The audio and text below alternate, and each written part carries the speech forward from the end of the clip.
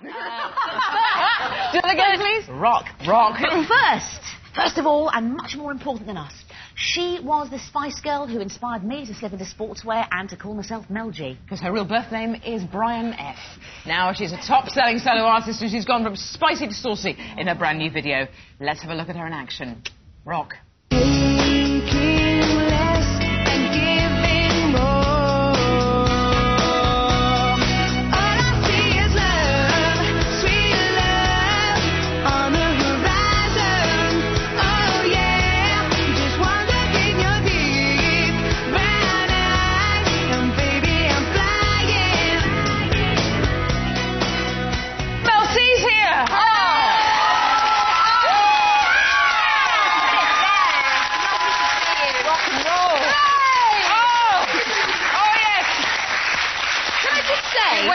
And the rock and roll bus does arrive. I feel quite sick with excitement. It's expressing itself in your upper memories, I have to say. Let's shield them. Let's cover them.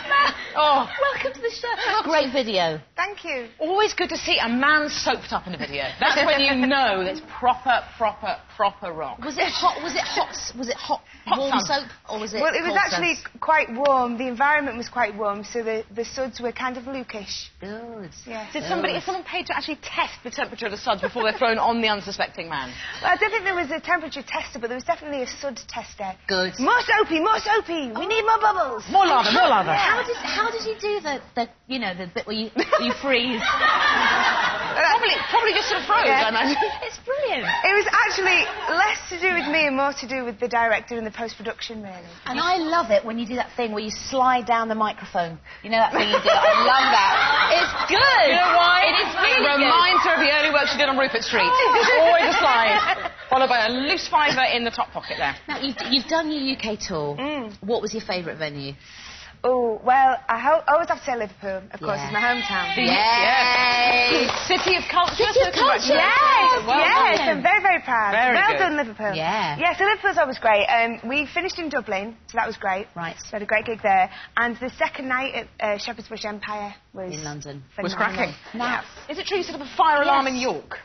Yeah, kind of. Well, what happened? We were just there, I was just getting ready, and all of a sudden there was like this hellish noise going on. that was the support act. No,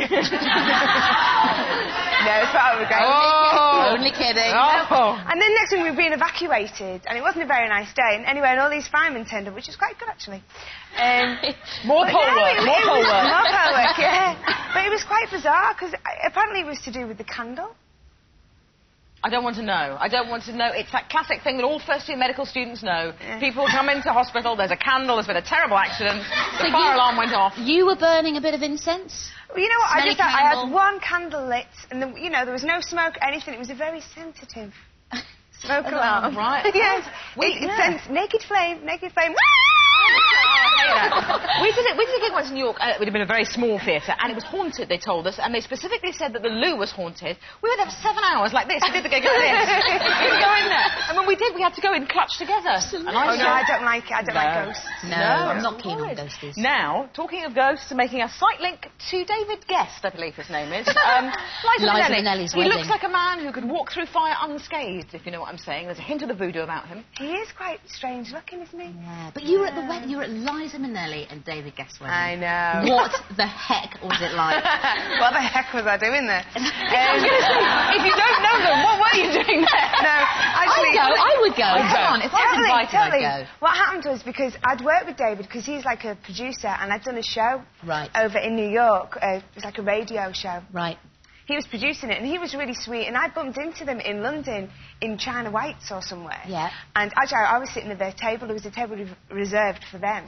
Not reversed, reserved. Just reverse parking this table, madam. And I was sitting there, anyway, cut long story short, bumped into them, and he said, hey, got to come to the wedding, and that was let it. me just rewind, reverse not only the table but the story. You sort of met them once and they handed out willy-nilly a wedding invitation. Well, I think he warmed to me quite a lot, because I did this show in New York, and it was a lot of American artists. It was like Christina and Whitney and Ricky Martin and all these really big people, Right. and then there was little old me, and I think they're all quite starry. Yeah. Americans. So I think he quite liked me because I wasn't being a diva. Now, quite warm to me. talking of divas, I'm making some very poor links here. At It's any good, time, I'm liking At it. any time, just rotate me around I'll so that I turn can't you. be seen. I'll turn Just you. like that, that'll be what happens. you've had a hell of a life, and yet you've never felt tempted to put pen to paper, unlike some others we could mention. It's like that Craig David song, wrote an autobiography on Monday, did another one on Tuesday, banged another one out on Wednesday. Please rest on Sunday, Jerry. Have you ever been tempted? No, it just doesn't interest me in the slightest. Yeah. There's a part of me that thinks, that's a little bit greedy. And, but, you know, I know that the girls have done things because they wanted to set the record straight. Yeah. So much rubbish is written about us, you know what I mean? But I'd rather people had the rubbish because then at least the truth is, you know, a little bit more sacred. Yeah. In case, of course, there's any confusion as to who was who in the band, you know which band I'm talking about, let's just play this clip. There's a bit of identity swapping here.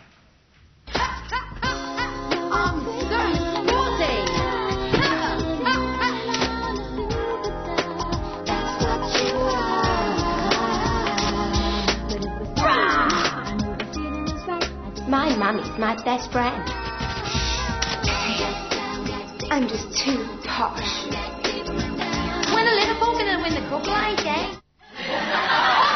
Actually, Jerry's accent's quite convincing there, I have to say. It was all right. I mean, a little bit of the cultural stereotype, but not bad. Do you see the size of my trachea now?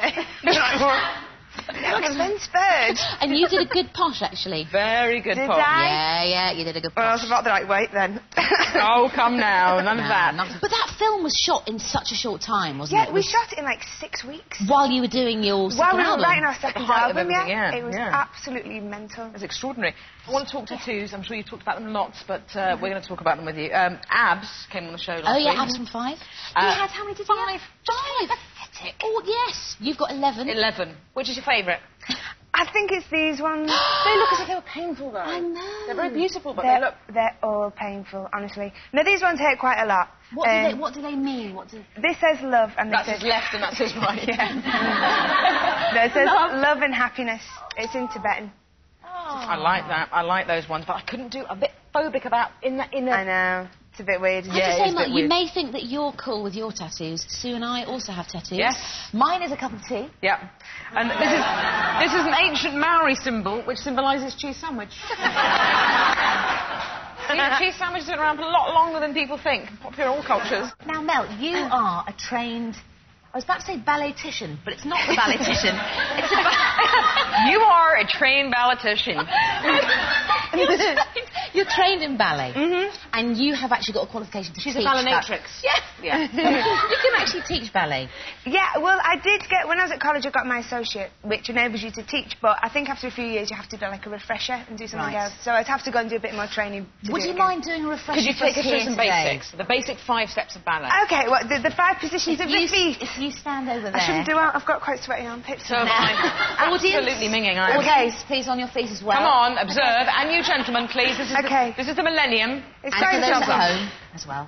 Okay. Oh, well, we already know. Here. Yeah. First. Do you know first with your arms?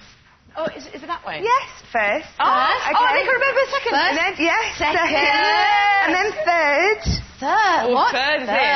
OK, fourth's quite nice. Oh, I've got sweaty armpits. Not going to do that.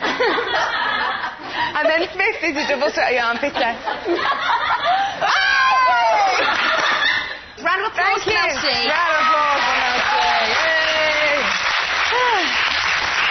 Mel, thank you so much. All the best with everything. Thank you very, very much. It was a treat to meet you. Now, coming up next, we have the latest Big Brother banter, which made no sense unless you're Mandarin, with Melissa James, and we'll be asking lit author Ed Docks what the Big Brother lads should have taken into the house with them. But first and foremost, before all that, we want to know who said this. I want people to like me for my music and not because I've got my boobs out. Was it A? Emma Bunton. B. Melanie B.